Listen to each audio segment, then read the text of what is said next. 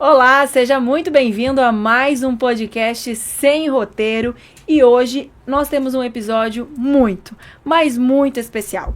Um episódio que vai falar sobre amor, sobre ciência e sobre dedicação, muitos estudos para atender famílias, para atender crianças diagnosticadas com autismo. A nossa convidada hoje, ela é com repertório aí de currículo, gente, muito gigante, mas eu vou falar só um pouquinho sobre ela. Ela é empresária, ela é psicóloga, ela é uma mãe maravilhosa. O nome dela é doutora Taina Israela, dona das Clínicas do Bem aqui de Várzea Grande e de Cuiabá. Trabalha aí com o autismo, uma clínica toda especializada. Seja muito bem-vinda ao nosso podcast, doutora. É uma honra receber a senhora aqui para a gente falar sobre um assunto tão importante, tão em alta, que sempre merece um carinho, um estudo a mais, e que você e as meninas lá da Clínica do Bem sempre estão ali prontas para debater. Obrigada. Doutora, para a gente começar, então, nossa conversa, eu queria que a gente falasse um pouquinho sobre o que é o autismo, né? Desmistificando aquela questão da doença. Não é e nunca vai ser uma doença, né? Isso. O autismo, ele é um transtorno do neurodesenvolvimento, né? Então, ele não é uma doença. Por que ele não é uma doença? Ele não é patógeno. O que seria algo patógeno? Uma infecção, uma bactéria, certo? Então, ele não tem como ser uma doença, porque ele não vem de nenhum desses tipos, né, de patologia. O que seria, na verdade, o que significa, né, o transtorno do neurodesenvolvimento? É como se na construção do cérebro desse indivíduo, na construção do cérebro da criança, ainda na barriga da mãe, houvesse algumas alterações, né, na construção dessas redes neurais. Então, as redes neurais seria como se fosse aquela rede de pesca mesmo, a rede de janela que a gente vê em apartamento, em casa, né? É como se naquela construção daqueles nozinhos, eles não fossem fluido, né? Tivesse um enrugamento, né? Naquela construção daquele cérebro, daquela rede neural, e não passasse a informação necessária para o cognitivo da criança. Então, o autismo, a criança já nasce com ele, e ele seria alterações na construção dessas redes neurais. E como que a gente pode, vamos dizer assim, detectar os primeiros sinais aí de autismo que muitas vezes podem, inclusive, passar despercebido pelos pais, pelas famílias, né? Geralmente, as pessoas, elas começam a perceber algo quando a criança já é um pouquinho maior. Mas tem algo aí que a gente pode falar, vamos ter que procurar uma terapeuta, uma psicóloga, porque pode estar acontecendo algo? Atraso de fala, baixo contato ou ausência do contato visual, movimentos repetitivos ou estereotipados, dificuldade na comunicação social ou na interação social, aquela criança que sempre brinca isoladinho no cantinho dele, né? Andar na ponta dos pés, né? Flaps de mãos, que seria balançar as mãos, né? Que entra nas estereotipias.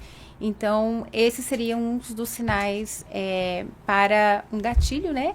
Da mãe procurar, eu preciso entender por que essa criança age dessa maneira. Então, vamos falar assim, doutora, quando aquela mãe, ela fala assim, ela sente, né? Nós que somos mães, a gente sabe muito bem sobre isso. Você sente que tem algo diferente. E às vezes você não recebe nem apoio da família, de quem está perto ali, até mesmo do pai da criança. É importante essa mãe ir logo buscar uma ajuda, mesmo que não seja nada, para aliviar o coração. Mas ela ali ir buscar uma ajuda para ver se de repente tem algo e o que pode ser trabalhado. O que você indica para essa mãe? Eu sempre digo que é melhor a gente pecar pelo excesso do que pela falta, né? Porque cada mãe conhece seu filho e todos nós estamos num convívio social, né, de crianças. Então, se você vê que seu filho, ele tem um comportamento diferente, demora a responder quando chamado pelo nome, né? Demora a falar ou tem essa dificuldade de fala, em brincar com outra criança, em partilhar brinquedos, né?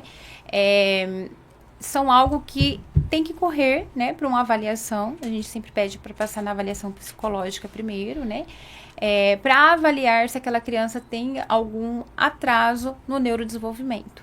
Então, nesse caso aí, para quem está em casa, entender o diagnóstico precoce, ele é fundamental para, não sei se é assim, se não for, você me corrija, para um tratamento do autismo, como é que a gente chama? Intervenção. Pela intervenção. Então, no caso, é essencial um diagnóstico precoce para essa intervenção? Sim, é necessário. Por quê? O autismo, né, como ele é um transtorno do neurodesenvolvimento, ele vem acompanhado de uma montanha de atrasos, né? Então, são pré-requisitos que todo ser humano precisa para falar, para andar, para apontar, para sentar, né? Que às vezes a criança não faz até ali seus 16 meses de idade. Então, aquilo vai criando um amontoado, né, naquela grande montanha. Então, no pico, quando chega a você identificar os sinais, lá com 3, 4 anos de idade, a criança já tem um atraso muito significativo.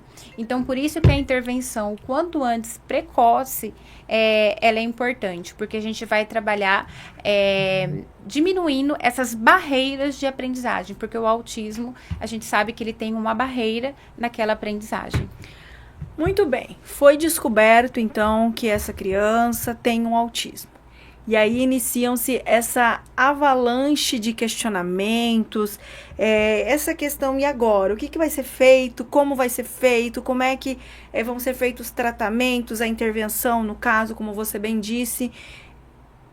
Como a família, nesses casos, doutora, ela precisa agir, né? Começar os tratamentos, a família também precisa se tratar para entender o que está acontecendo, para conseguir acompanhar essa criança. Como é que é feito esse trabalho em especial? Os tratamentos indicados geralmente é psicoterapia na ciência ABA, né, que é análise do comportamento aplicado, terapia ocupacional, que vai trabalhar ali as questões sensoriais e treinos de AVDs, né, e fonoaudiologia. Esses são um dos principais terapias indicadas, né? Fonoaudiologia para trabalhar a fala, né? E sim, é importante que os pais procurem ajuda, entrem em grupo de pais atípicos, né? Esteja ali participando do movimento, até para buscar conhecimento, entender como manejar aquela criança numa determinada situação, né? Buscar também apoio psicológico, porque a gente sabe que a criança às vezes vai se desregular e o pai não vai saber lidar com aquele comportamento, né? Então, também há essa dificuldade. Então, todo mundo ali vai precisar de um acompanhamento psicológico. Como é que funciona isso na Clínica do Bem? Né? A gente vê aí, você me mostrou depoimentos de famílias que falam que se sentiram acolhidas, abraçadas de verdade ali dentro, né? Como é que é esse trabalho, além do amor, obviamente, que vocês colocam, mas como é que é feito isso lá dentro com a criança e com a família na prática? Os pais, eles participam de todo o processo de avaliação, né? Então, desde a avaliação, a gente já passa feedbacks de como foi feito aquela aplicação daquele teste, né? E a gente tem as devolutivas, né? Elas são diárias para os pais, para a família. Também fazemos orientação parental, né?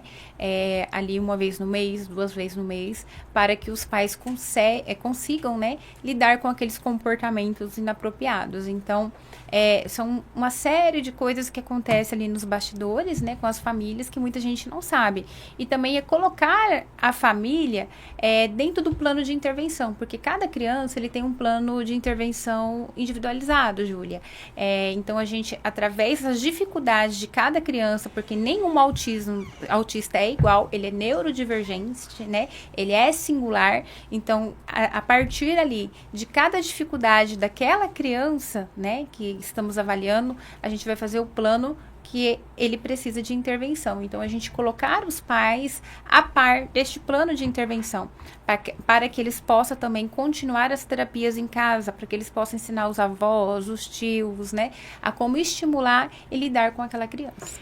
E como, nesse caso, fazer com que os pais entendam que não existe uma fórmula, né? Que cada criança nesse processo, ela é única, ela tem ali, vai ter as suas dificuldades, vai ter as suas conquistas, mas principalmente mostrar para aquele pai, para aquela mãe, que não existe uma fórmula para que a criança consiga, através da intervenção, né? Cada um vai tendo o seu tempo. Como é que é feito isso, assim? Porque eu imagino que muitos pais, principalmente os de primeira viagem, doutora, eles chegam cheios de dúvidas, com muitas pesquisas na internet, tentando ali entender, né, o que está acontecendo, perguntando onde foi que eu errei, né? Vendo muitas coisas que a gente vai falar mais pra frente, de mitos, de coisas que falam sobre o autismo. Então, como é que mostrar pro pai, olha, isso aqui não é uma fórmula. A gente vai fazendo, vai vendo o que vai melhorar, o que não vai, como é que a gente vai mudar durante essa intervenção. Como é que é esse trabalho? A gente volta lá para a barreira de aprendizagens, né? Como nós também temos, né, neurotípicos, temos nossas barreiras de aprendizagem, nossas dificuldades, assim, ao autismo. Nenhuma criança é igual, cada autismo, ele é único, não tem como comparar, é até um recado importante que eu quero deixar para os pais aqui, parem de comparar seus filhos, parem de comparar com uma criança da mesma idade, com uma criança autista da mesma idade, porque eles não são iguais, né, são crianças singulares, são diferentes, né, então, entender que após o diagnóstico, realmente, nesse momento, cada criança vai ter seu tempo de adquirir sua aprendizagem, né? Então, não tem como a gente, ali na terapia, prometer a cura do autismo, até porque ele não tem, né, a cura do autismo, mas a gente pode trabalhar de uma forma que ele consiga diminuir essa barreira de aprendizagem, né, e aprender também a lidar com aquele comportamento, com aquele sentimento, com aquela estereotipia, com aquela ecolalia, né? E realmente adquirir um aprendizagem significativo para que ele possa acompanhar mais de perto a régua do marco do desenvolvimento da criança próximo daquela idade. E através dessas intervenções, Taína, a gente pode preparar de alguma forma essa criança para o mundo, para a vida, para o parquinho, para a escola e até mesmo para um almoço de domingo na família? Você consegue, através do trabalho realizado, dessas intervenções, fazer com que essa criança comece de alguma forma, do jeitinho dela, a se sentir pertencente a algo ali, né, no contexto de mundo dela? Sim, sim. Até porque o autismo, ele não há uma limitação, né? Uma incapacidade para que a criança não possa aprender.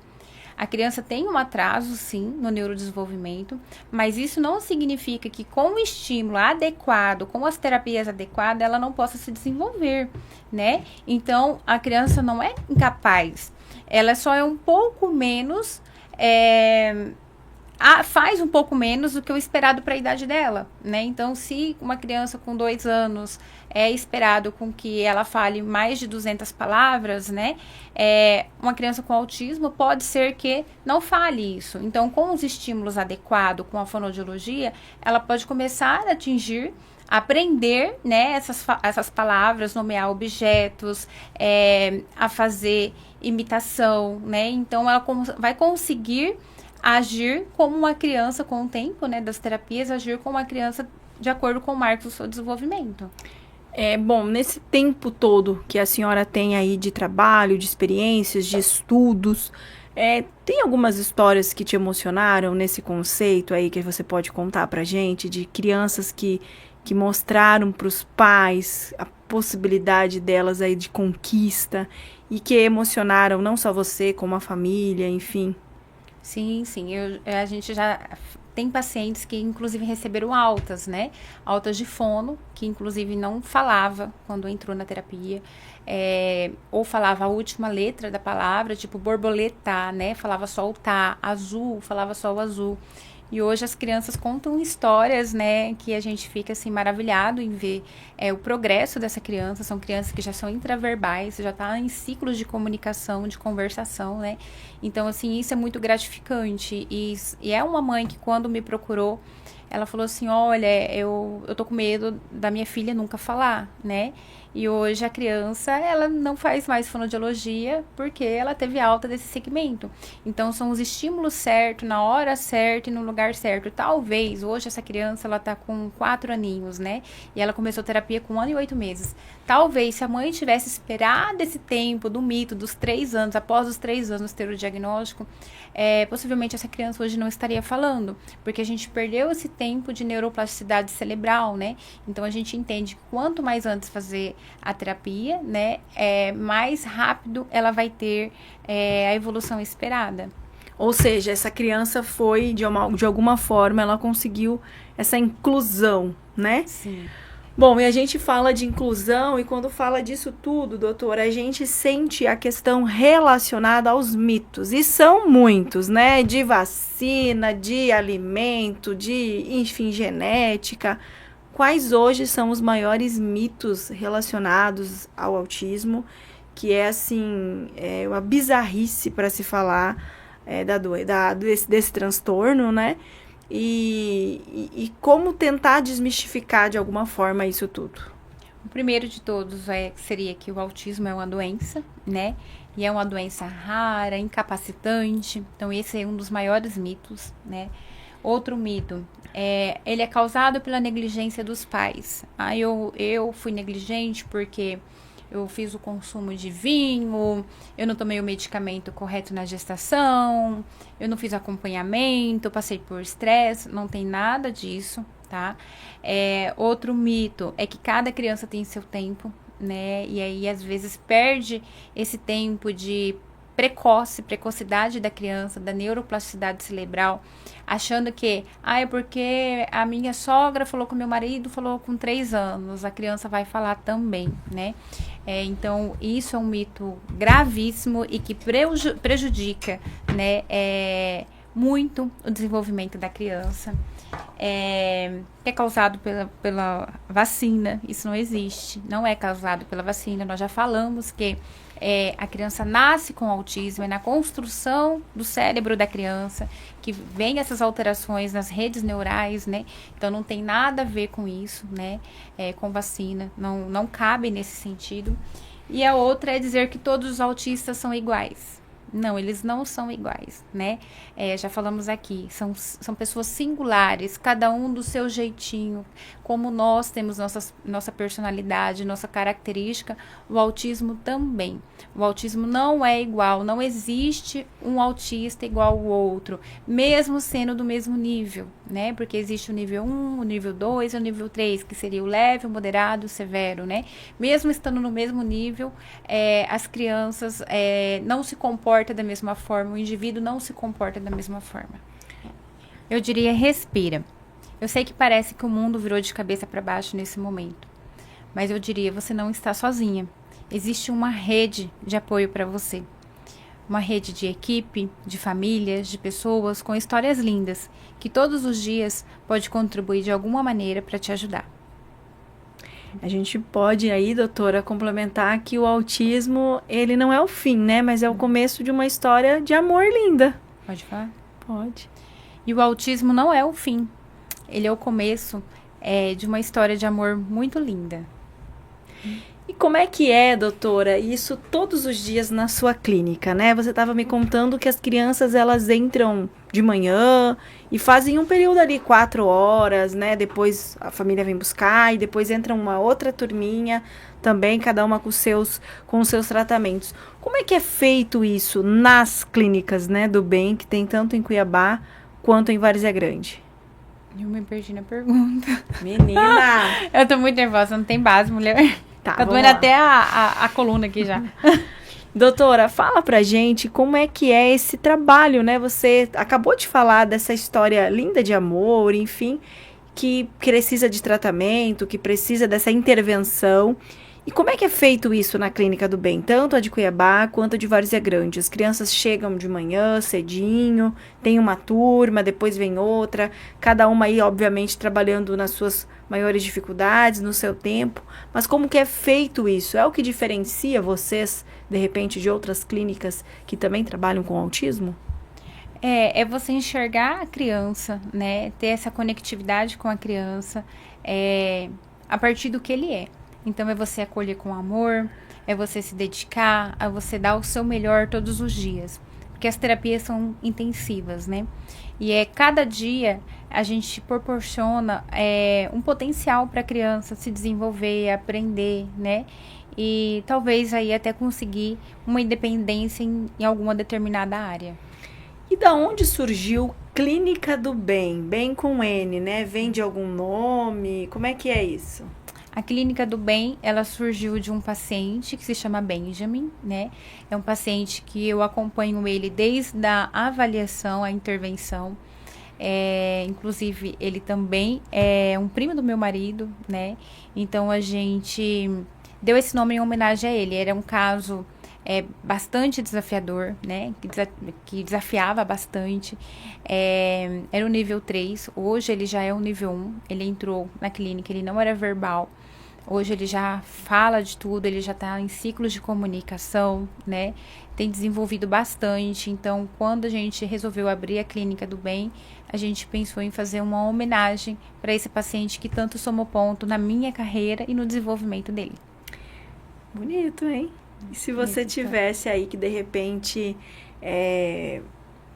algum ponto específico, algo que você olhou, seja para o Benjamin ou seja para uma outra criança, e falou assim, é por isso, é por esse motivo, é por ver esse avanço, é por ver essa família sorrindo de novo que eu faço isso. Aquilo pulsa assim no seu coração. Como é que é isso? Eu penso isso todos os dias, né? É um desafio muito grande você lidar com a gestão de clínica, gestão de equipe, né? Gestão de famílias, né? Então, para mim, é um desafio todos os dias. E todas as vezes que eu penso em desistir, eu olho, né, para as crianças mesmo, e eu falo, não, eu não posso, que é por isso que eu estou aqui. É por isso que existe a clínica, né? Então, assim, é você olhar para uma criança que não conseguia beber água, e você olhar ela pegando com as duas mãozinhas e beber água, ela não conseguir ir no banheiro, você vê ela desfraldar, ela não conhecer letras e números, e ela já está formando palavrinhas, né?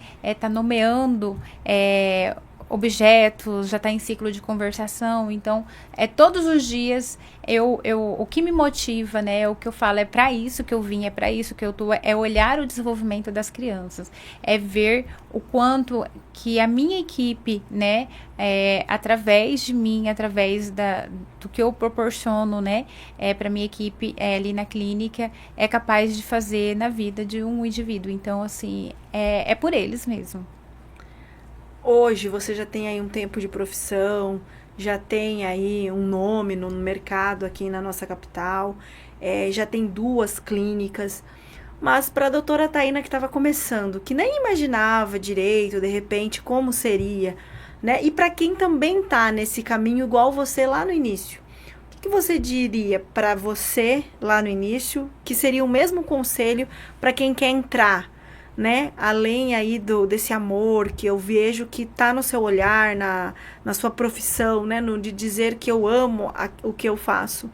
Como é que você, doutora, falaria o que você falaria para essas pessoas que seria a mesma coisa para doutora, que estava lá no início? Persistência, muita persistência, muita coragem. Às vezes o medo vai vir, né? Mas a gente finge ter coragem, vai com medo mesmo. E você persistir naquilo que você sabe que vai dar certo, que o seu sonho que tá ali dentro do seu coração, ele não é em vão, né? Que o meu propósito, né? O propósito da Taína, de quando começou, era ajudar pessoas, era de alguma certa forma fazer diferença na vida de alguém. E hoje eu vejo que eu consigo fazer na vida, e não é só de uma pessoa, são de várias pessoas, de várias famílias. Então, isso é o que me motiva, o que me impulsiona, né? E eu diria para quem está começando agora, ou pensa em começar, não desistir do seu sonho e não desistir das suas crianças. Falando em não desistir das crianças, você acredita que essa jornada de pais atípicos pode transformar esses pais de alguma maneira, eles entenderem ainda mais sobre o amor, o carinho, o cuidado com esse filho, com essa filha?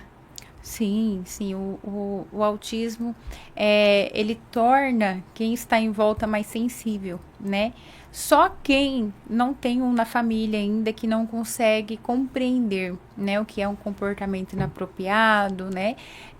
Que a criança não tem limite, que é birra, que a família não dá o limite para aquela criança. Então, só quando a pessoa tiver na família uma criança diagnosticado com autismo, vai conseguir entender, vai conseguir se sensibilizar no que realmente se trata, né? Da dificuldade daquela criança, da dificuldade daquela família.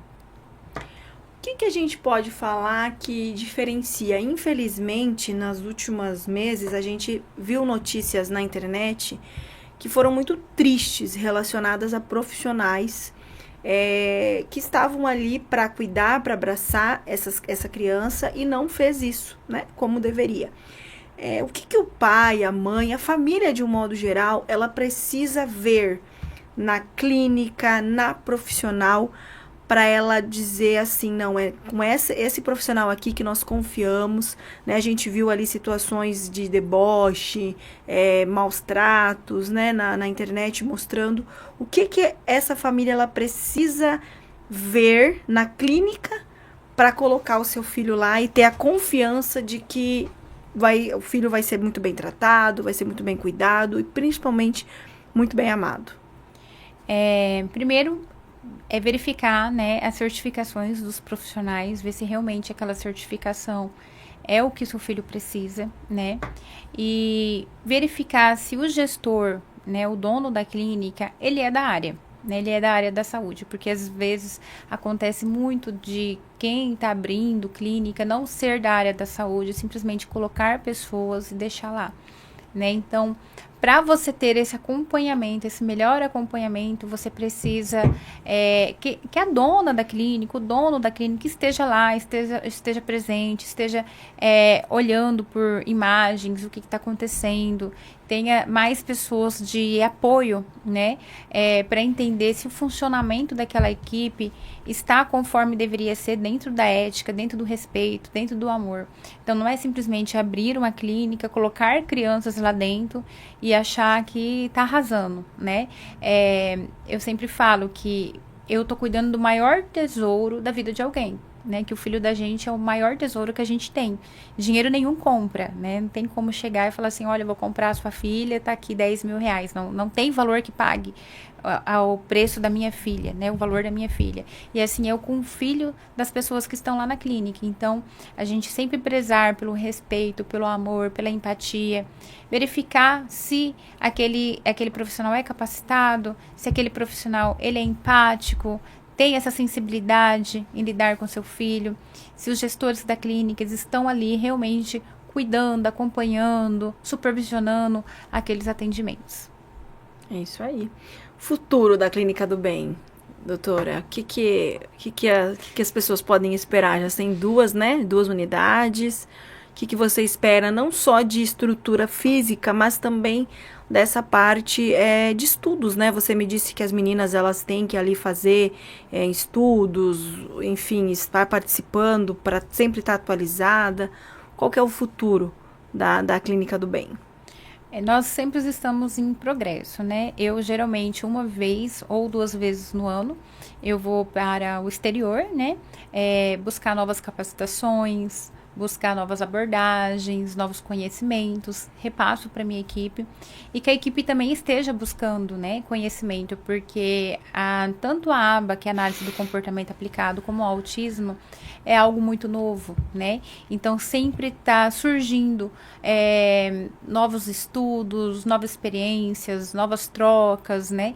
Então, sempre tem que estar se atualizando, indo em congresso, em roda de conversa, né? Buscando esse conhecimento que estão aí para nós o tempo todo na internet mesmo, né? E sobre a estrutura da clínica, nós já estamos trabalhando para ampliar tanto Várzea Grande quanto Cuiabá. Várzea Grande estamos finalizando agora nosso projeto de ampliação. Estamos colocando no ano de 2025 a terapia alimentar, que seria através da nutricionista, coisa que a gente não tinha até o ano passado. Então, tá aí um novo segmento para ajudar no desenvolvimento das crianças. Essa parte da alimentação, ela é importante quando você está fazendo essa intervenção no autismo? Sim, é importante porque geralmente crianças dentro do espectro, ele tem o transtorno do processamento sensorial, né, que seria o TPS. Então, são dificuldades de lidar com textura, cheiro, sabor do alimento. Então, a gente precisa trabalhar essa aproximação do alimento de forma gradual, através do lúdico com a criança. Então, não é simplesmente pegar uma banana, descascar e falar come, né? E forçar para a criança fazer isso. Isso, inclusive, cria uma aversão, uma barreira de aproximação com esse alimento. Então, primeiro a gente vai pegar a banana, a gente vai cortar, vai fazer a rodinha de um caminhão com ela, vai pintar aquela rodinha, vai manipular aquela banana que tem aquela textura um pouco mais melecada, preguenta, né? E aí, por último, vamos cheirar a banana, que cheiro legal que a banana tem. E depois de várias e várias sessões, a gente vai dar essa banana para o Mickey, a Minnie, né? Fazer algo bem lúdico. Algo bem lúdico, algum bichinho ali na família terapêutica, comer esse alimento e vamos experimentar também. E aí é onde talvez a gente consiga ali com que a criança prove e tenha interesse por aquele alimento que às vezes nunca provou e não gosta, mas só pela textura e pelo cheiro que apresenta aquele alimento. O que faz, Taína, as crianças com espectro autista, elas, por exemplo, não quererem um todinho de embalagem, né? Tô eu fazendo propaganda pro todinho aqui. Não querer um achocolatado com uma embalagem diferente, né? Não querer o pão, que é o mesmo pão, mas a empresa, a indústria trocou a embalagem. O que faz essa criança não querer? Tem algum porquê aí nesse contexto? Sim, se dá pela rigidez cognitiva e comportamental. Como a criança ela tem a dificuldade de aceitar alguns tipos de alimentos, né? Então, ela vai buscar aquele alimento na qual ela, de alguma certa forma, né, teve aquela identificação. E, às vezes, é o bichinho que tá ali na embalagem, na frente da embalagem. Então, como tomou aquele achocolatado, que tem aquele bichinho do sapatinho amarelo na frente e gostou tanto, né? Eu não vou tomar o outro da outra embalagem que tem um bichinho do sapatinho azul, porque talvez o sabor não vai ser o mesmo daquele que eu tomei e gostei. Então, existe a rigidez, né, comportamental, que faz com que a criança tenha essa dificuldade de aceitar embalagens diferentes de alimento. A senhora falou que faz pelo menos de duas viagens internacionais na questão, né, de estudar sobre o autismo. Nesse contexto, o que a gente pode pontuar de novidades? Como que é visto o transtorno do autismo em outros países? Como é que é o avanço nisso comparado ao Brasil? O que você tem observado nesse contexto? Eu vou trazer a perspectiva de Portugal, tá? Que foi mais embasado na intervenção e na avaliação de pacientes dentro do espectro. O SUS lá funciona, né? E aqui não funciona. As mães que não têm plano de saúde ou que não têm condição de pagar, custear um tratamento particular, que nós sabemos que é um tratamento de alto custo, né? Porque são intensivos e diários, né? A gente não consegue no SUS. Quando consegue no SUS é com a carga horária muito abaixo do que o prescrito pelo médico. E lá, desde do nascimento da criança, né, em Portugal, já é feita uma triagem nessa criança. Então, desde quando a criança nasce, eles fazem um acompanhamento ali até os seus 16, 18 meses. E se é visto algum tipo de sinal que traz risco para o TEA, a mãe já é encaminhada imediatamente para as terapias precoces, custeado pelo governo. Então, isso é um avanço muito grande, que a gente não tem aqui, né? Então, não é uma permissão que a família dá, não, eu permito você avaliar meu filho, eu vou atrás, não, lá a informação, ela é mais rápida, né? E ela é de uma forma mais natural. Ela é acompanhada no próprio posto de saúde. Então, quando a mãe leva para fazer a vacinação, para fazer o acompanhamento com o pediatra, eles já fazem esse checklist com a mãe, já vai acompanhando, né? E identificando aqueles sinais ali mesmo na unidade de saúde. Então, isso, assim, é um divisor de águas, né? A gente consegue ver o avanço que tem quanto ao Brasil, né? Que o Brasil a gente tem que estar ali propagando informação, trazendo informação, e muitos pais ainda têm o medo do diagnóstico, têm o receio do filho ter o autismo, né? E ser diferente, enfim, não ser aceito pela sociedade. E aí acaba que cria aquela barreira de não ir atrás, e é onde a gente perde, né, aquela janela do Marcos do Desenvolvimento, onde a gente perde aquela plasticidade cerebral, né, onde a gente pode perder muito o desenvolvimento da criança, onde aquela montanha de pré-requisito vai ficar muito grande e depois a gente não vai conseguir acompanhar ou chegar próximo do que a gente espera dentro da régua, né, do Marcos do Desenvolvimento. Então, isso, assim, quando eu vi isso lá, que eu acompanhei isso lá, eu fiquei maravilhada. Inclusive, o que a gente ouve lá, né, dentro do país, é que funciona muito bem. O SUS funciona melhor do que o particular. O particular lá não é tão bom, né, que a gente viu no curso, não é tão bom quanto o SUS. O SUS, ele dá um tratamento melhor, ele dá um acompanhamento, uma resposta melhor. E aqui, já no Brasil, é o contrário.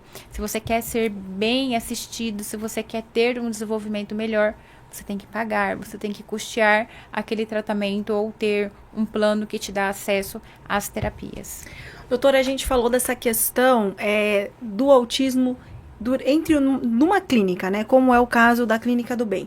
Mas para quem é pai, mãe de criança atípica, tanto pacientes seus ou não, essa criança ela vai para a escola. Essa criança ela tem uma outra vidinha, né, dela numa turminha, com professores, com outros adultos. Quais cuidados que esses pais eles também precisam ter em sala de aula? Me falha o nome agora, mas existe também uma profissional que pode acompanhá-los, correto? Isso é importante? Como é que você vê isso? Ainda mais falando, né, como a gente mesmo comentou dessa questão aqui no Brasil ser diferente, infelizmente, de outros países. Dentro da escola, né, pública, aqui no Brasil já tem funcionado de uma certa forma legal, que seria o CAD, né, que é o acompanhante terapêutico, o TDE, né, que acompanha aquela criança ali na escola. Então, eu sei que funciona, né, em Cuiabá, em Várzea Grande, em determinadas escolas públicas e municipais. Na escola particular, alguns tipos de escola você vai ter que pagar, né, por mais que não está dentro da lei, que não pode, mas as escolas querem cobrar uma taxa para que eles forneçam um assistente para aquela criança, ou a própria família custeie, né, um assistente terapêutico para aquela criança que vai saber lidar com aqueles comportamentos dentro de sala. Só que é importante também entender o nível da criança, né? A dificuldade que a criança tem com a sala. O acompanhante terapêutico, ela não é para todas as crianças. Lembra que a gente falou que o autismo, ele não é igual? Então, não é para todas as crianças que precisa, só porque é autista, que precisa de ter um acompanhamento ali dentro de sala de aula. Se a criança já possui uma certa independência, já tem uma pré-alfabetização, já está conseguindo se incluir com outras crianças, trabalhar essa comunicação com o meio, e a escola é participativa, realmente não precisa. Agora, se a criança é todo o inverso do que eu falei, que a criança ainda não está alfabetizada, tem comportamentos inapropriados, que coloca em risco outra criança, ou se coloca em risco, e a escola não consegue dar aquele apoio, porque tem 20, 15 alunos dentro de sala, e só é a professora, às vezes não tem nem o auxiliar, é necessário que haja um acompanhamento profissional, né, que vai trabalhar junto com a clínica nos comportamentos da criança dentro da sala de aula. Isso aí. É importante isso, né? Essa integração clínica, escola, família, para que todos aí possam buscar o melhor para essa criança. Sim, é importante que haja esse acompanhamento, essa trípode, né, que a gente chama entre casa, escola e família, né, porque a criança, quando ela ela vai apresentar um comportamento, ela vai apresentar em todos os ambientes. Não tem como ela apresentar só em um determinado lugar, né? A criança, ela se joga no chão e ela tira brinquedo só na clínica. Não. Quando a gente vai fazer uma sondagem, ela faz isso em casa, ela faz isso na escola. Então, para a criança entender que aquele comportamento não é um comportamento adequado, não é um comportamento que vai lhe trazer ali respostas significativas, né? Então, a gente tem que manejar aquele comportamento, tanto na casa, quanto na clínica, quanto na escola, para que depois disso ele haja um comportamento generalizado, né? Para que ele generalize aquele bom comportamento nos demais lugares. O que você espera, né? Como a criança paciente da Clínica do Bem, quando ela ganha alta, como é que essa criança sai da Clínica do Bem? Conta pra gente aí a expectativa dos pais versus a realidade. Elas combinam? Alguns pais ficam receosos, né?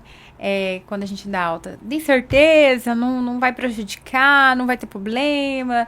É porque a médica falou isso, falou aquilo. Então, a gente sempre traz para um feedback, né? A gente coloca ali em tabela para que o pai entenda que a criança já atingiu aquele objetivo que a gente queria, aquele objetivo que ela precisava, né? Que estava dentro daquele atraso dela, que não está mais. Então, a gente faz aquela orientação que realmente chegou ao objetivo que não precisa mais da gente, né? E esse é o nosso objetivo, é um objetivo de satisfação, é um sentimento de satisfação, de gratidão, de ter conseguido, de alguma certa forma, ajudar, né, no desenvolvimento daquela criança. Doutora, para quem quer conhecer mais a Clínica do Bem, onde fica, quais são as redes sociais, aí rede social para conhecer, para de repente ir lá tomar um cafezinho, conversar com vocês, entender o trabalho, né, das profissionais. Eu conheci as meninas de Várzea Grande, que são fofas demais, né? Então, assim, como que tem que fazer, onde que é? Conta pra gente aí as redes sociais de vocês. O nosso Instagram é Clínica do Bem com N, clinicadobem.aba, né? E o meu é Psico, Taína com Y, Israela, né? Ali a gente coloca os acompanhamentos, damos dicas, temos vídeos, posts, né? Mostrando a equipe, apresentando ali, te ensinando a lidar com algum comportamento. Então, ali na rede social tá bem recheado para que você possa conseguir acompanhar. A Clínica Destaque também, recentemente aí vocês receberam premiações, né? Sim, sim. Esse ano recebemos a indicação do Troféu Empresa Destaque 2024. Recebemos na categoria Centro de Desenvolvimento Infantil. Ano passado recebemos também, no ano de 2023, né? Ano retrasado, recebemos pelo IGB, né? Também foi uma avaliação feita em redes sociais, dentro ali da redondeza de Várzea Grande. E recebemos também essa indicação de empresa de destaque. Desde 2023 estamos recebendo.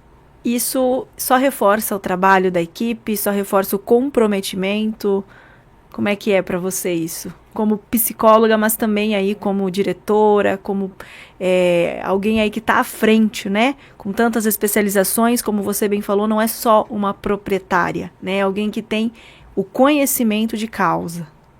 Sim, nós ficamos bem realizados, felizes, né? E satisfeito, né, em saber que tantas pessoas falaram nosso nome em algum lugar, em algum momento, e que chegou numa empresa troféu, que chegou no IGB, né? Então, nós ficamos muito felizes em saber que nós estamos conseguindo, de alguma certa forma, trazer desenvolvimento, né? Trazer a garantia de inclusão para essas crianças. Doutora, muito obrigada pela tua participação aqui no Sem Roteiro. Com certeza você virá mais vezes aqui para a gente conversar não só sobre autismo, mas também sobre a psicologia nesse início da vida, né, da criança, que eu acredito que é importante para a saúde mental dela, não só quanto criança, mas também depois como um ótimo adulto, né? Um adulto bem resolvido. Muito obrigada de coração. E para você que está em casa, obrigada por nos acompanhar até aqui. Fique ligadinho que na próxima semana também teremos assuntos interessantíssimos de relevância aqui para o nosso estado e também para o nosso país. Até mais!